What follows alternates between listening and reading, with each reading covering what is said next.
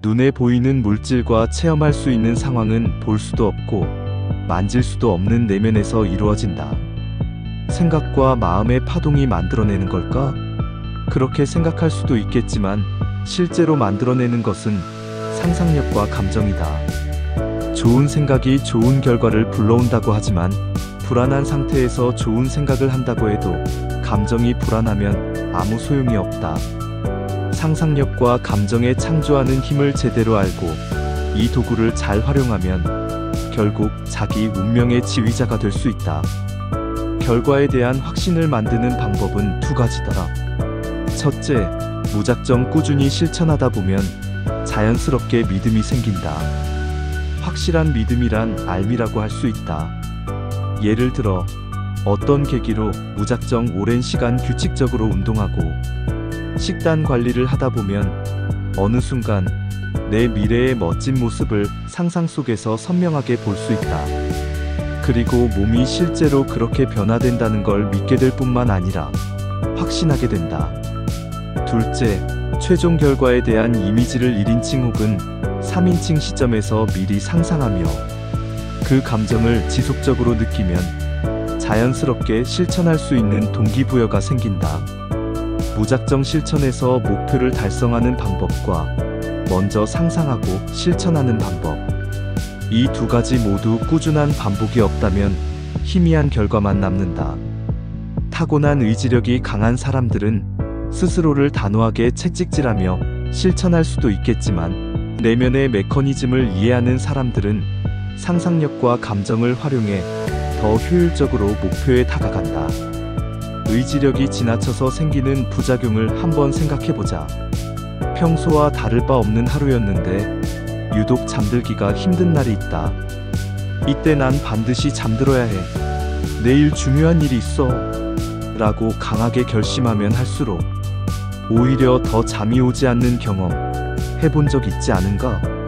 강한 의지와 단호한 결심도 우리에게 주어진 마법 같은 도구다. 하지만 오랜 시간 고통을 감내하며 실천해야 하는 목표라면 이런 방식은 그다지 효율적이지 않다.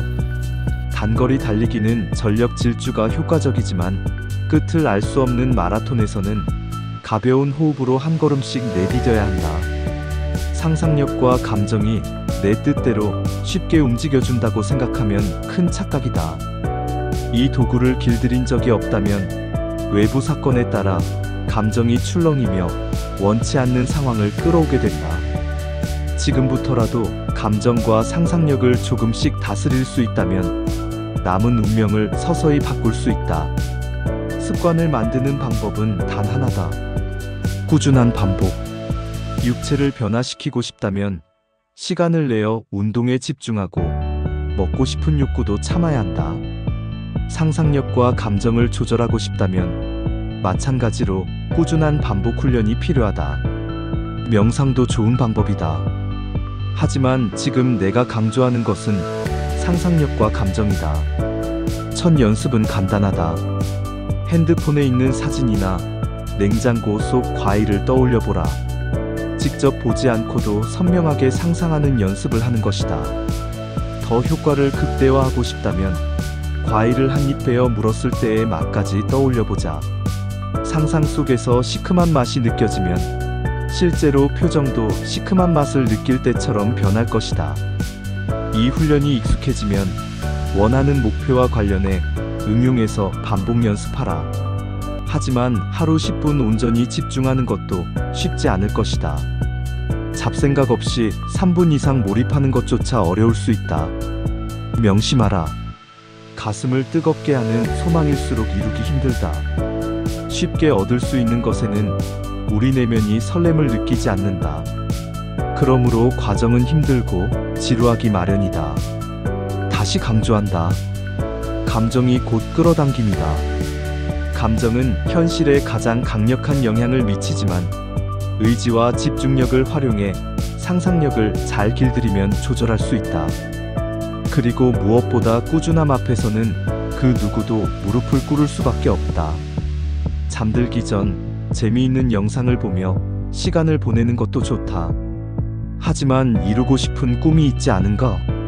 오늘부터 시작해보라. 뿌린 대로 거두는 것이 바로 삶이다. 희망을 가지자.